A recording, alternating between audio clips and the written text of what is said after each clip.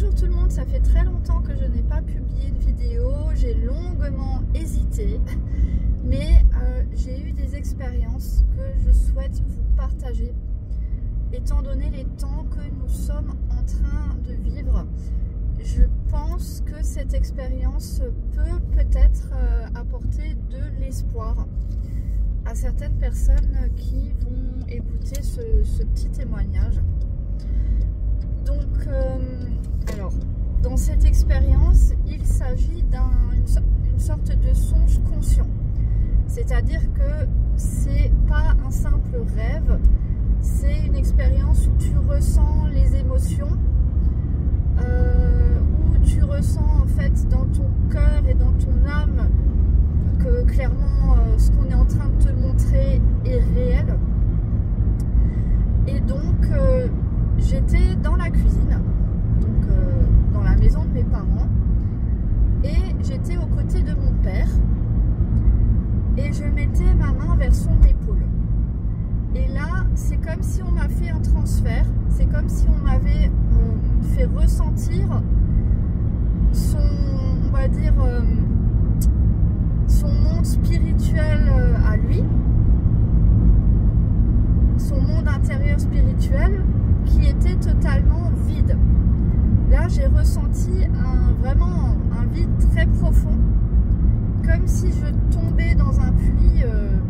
Je n'ai jamais ressenti en fait cette sensation auparavant, et c'était très fort et vraiment une impression très spéciale. Je ne pourrais même pas vous la décrire complètement avec des mots. Mais en tout cas, c'est comme si on me montrait que spirituellement, il y avait un gros vide. Et ça représente peut-être effectivement l'état spirituel, on va dire, de mon père, qui a sans doute pas mal de colère et de tristesse en lui, et qui passe beaucoup de temps et d'énergie dans les concerts de métal. Mais vraiment, quand je dis beaucoup, c'est toutes les semaines, hein. C'est comme une drogue en fait. Du moment qu'on est accro à quelque chose, ça se remarque, parce que quand une personne est accro, dès qu'on lui parle de ce sujet, elle s'énerve tout de suite, elle est dans le déni, etc. Donc tu ressens et tu remarques qu'il y a un problème quand une personne commence à être accro à quelque chose. Et donc là, il s'agit des concerts, notamment les concerts de métal. Et ce qui s'est passé donc, dans cette expérience, c'est que après la cuisine, on s'est retrouvé dans le salon. Donc au niveau du salon, il y a une porte-fenêtre par laquelle je regarde souvent le ciel. Et là, j'étais encore avec mon père, et on s'est rendu compte que à l'extérieur, dans le ciel, il y avait des couleurs, des phénomènes qui étaient vraiment anormaux, qu'on n'a jamais vus avant. Donc on se rapproche de la fenêtre, on regarde vers le ciel, et là, assez rapidement, j'ai vu un astéroïde. Je ne pourrais pas le dire autrement, parce que vraiment il était très imposant, beaucoup plus imposant que ce qui était tombé. Je ne sais plus si c'est en Sibérie, là il y a quelques années, il y avait eu une espèce de météore, quelque chose comme ça. Ça avait fait assez parler de lui là sur internet, parce qu'il y avait des vidéos qui étaient quand même assez impressionnantes. Mais là ça n'avait rien à voir, c'était un grand astéroïde. Et je le voyais passer au-dessus de notre maison. Et je savais qu'il n'allait pas tomber en France. Je savais qu'il n'allait pas tomber sur le territoire français. Mais malgré tout, je savais que quand cet astéroïde toucherait la Terre, l'impact serait tellement puissant qu'on serait tous touchés. Même la France serait touchée. Même si il tombe à des kilomètres de la France, je savais qu'on aurait les retombées de l'onde de choc. Donc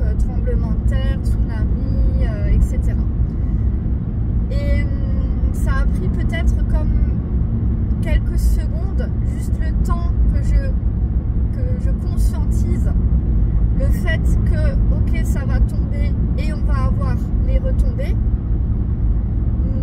que, en fait, je n'ai pas eu le temps d'être vraiment inquiète. Parce que, juste en quelques secondes, j'ai une paix qui m'a envahie. Donc, il y a une paix qui est venue dans mon cœur. Parce que dans mon cœur, je savais que nous n'allions pas subir les conséquences de cet astéroïde, en fait. Nous n'allions pas subir les conséquences de cela. Donc j'avais une paix qui est venue s'installer dans mon cœur. Et ça s'est arrêté comme ça. Donc pour moi, le message, c'est un message d'espoir, parce que j'étais très inquiète pour mes parents. Et je me demandais qu'est-ce qui va se passer pour eux, parce que ils n'ont pas la même foi.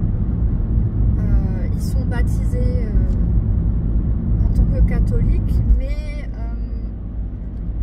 ils ne pratiquent pas, ou même des pratiques qui sont plutôt New Age du côté de ma mère au final, par moment.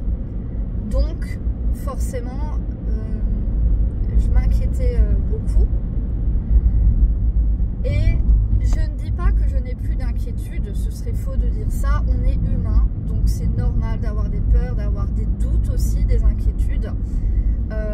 Mais cette expérience-là, pour moi, c'était pour me dire que si tu intercèdes pour les gens que tu aimes, si tu pries pour tes proches et que tu demandes qu'ils soient sauvés malgré tout, que par la miséricorde de Jésus-Christ, ils soient sauvés, que par la grâce de Dieu le Père Tout-Puissant, ils soient graciés,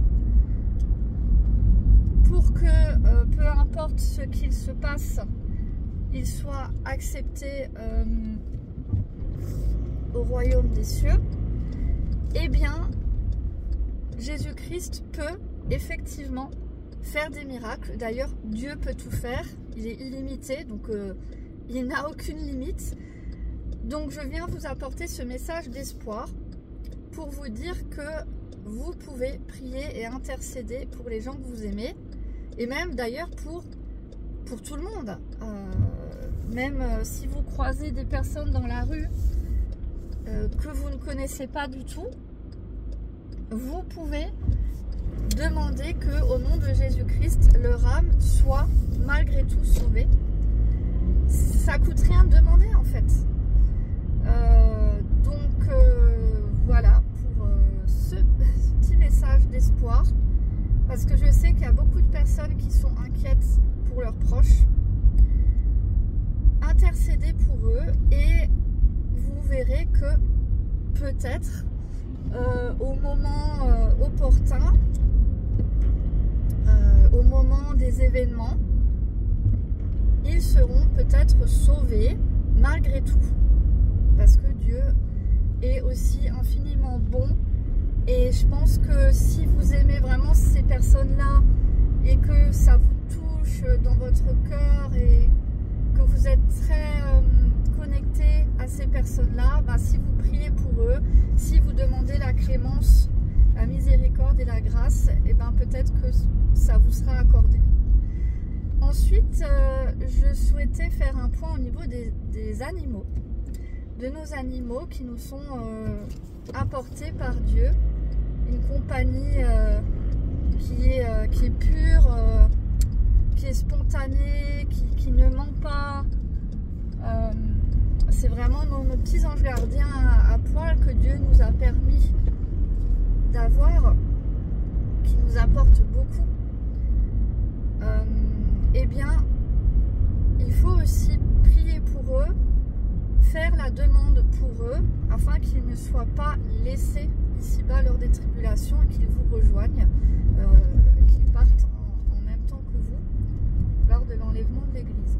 Donc ça aussi, c'est un point important, parce que je vois peu de vidéos sur ce sujet-là au niveau des animaux de compagnie. Pour l'instant, je crois que je n'ai vu qu'une personne qui en a parlé, et c'est pas en France. Et aussi, par contre, un enfant qui a eu une expérience il a vu l'enlèvement de l'église et il a vu son chien qui faisait partie des êtres en fait qui étaient enlevés avec lui et sa famille. Donc pour l'instant je n'ai vu que 2 vidéos, il me semble, qui traitaient un petit peu de ce sujet là, mais autrement pour l'instant je n'ai vu personne vraiment en parler et dire que il faut aussi intercéder pour eux et demander pour eux, parce que si on ne fait pas la demande, voilà, comme dit, demandez et vous recevrez. Vous voyez, donc c'est important aussi, si vous tenez à eux, vous êtes connecté à vos animaux, de faire la prière et d'intercéder pour eux afin qu'ils soient gardés avec vous et qu'ils partent avec vous, et puisque nous avons la responsabilité de nos animaux, il faut qu'on s'en occupe. Et qui dit responsabilité dit aussi que quand on sait tout ce qui se passe et qu'on croit à l'enlèvement de l'église, dans ce cas-là, il faut aussi prier pour nos amis à poil ou à plumes ou à écailles, etc. Donc voilà, sur ce je vais vous laisser pour aujourd'hui et je vais essayer de vous mettre dans la description quelques liens de vidéos de personnes qui ont parlé donc des témoignages de l'enlèvement de l'église et qui pourraient peut-être vous aiguiller un petit peu et certainement mieux que moi. Puisque moi je suis loin d'avoir les connaissances que eux ils ont au niveau de la parole, au niveau de l'écriture.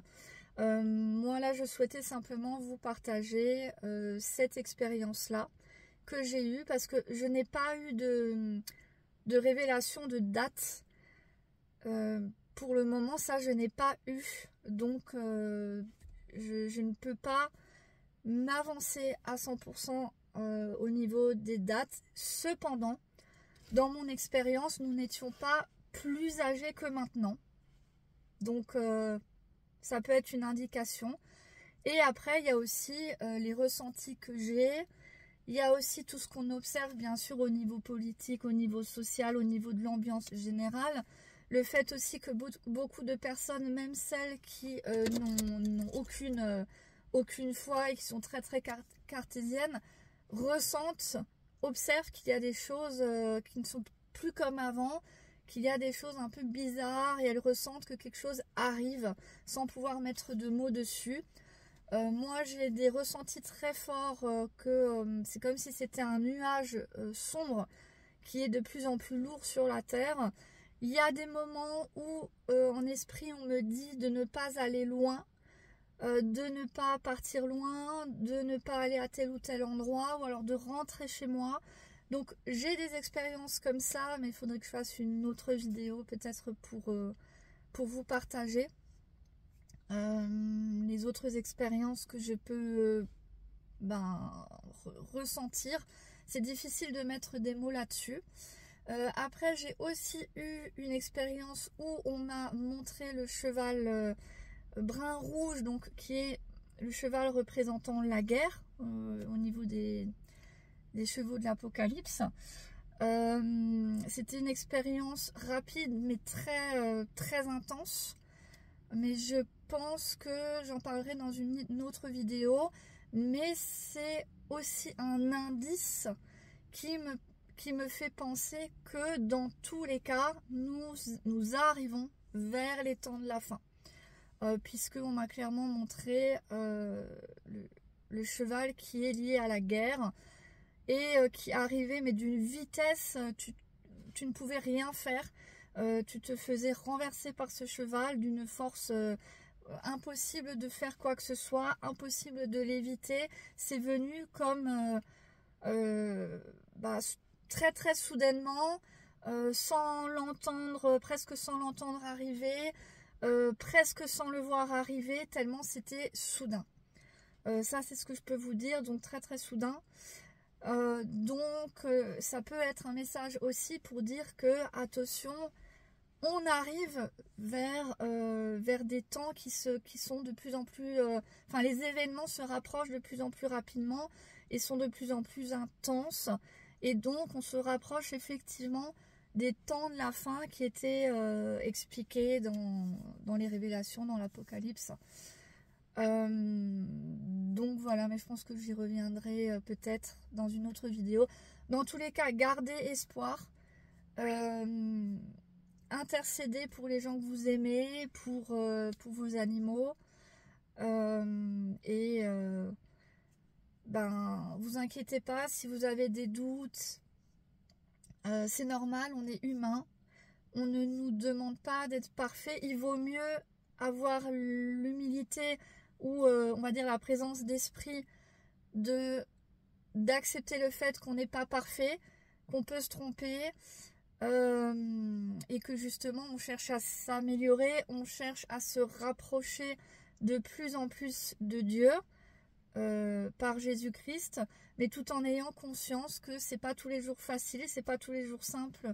Voilà, on n'est pas tous des, comment dire, des prophètes, etc. Donc évidemment on a la chair qui parle aussi, les émotions et tout ça. C'est une guerre spirituelle qui est continuelle, qui est tous les jours, on est comme... c'est une bataille. Donc c'est parfois épuisant, on peut se sentir seul parfois. Et vous inquiétez pas, vraiment, personne n'est parfait, on est tous des pécheurs. Il vaut mieux le reconnaître, en avoir conscience, plutôt que se croire supérieur à tout le monde et se croire... en fait, libéré de toute chose, être un saint, etc.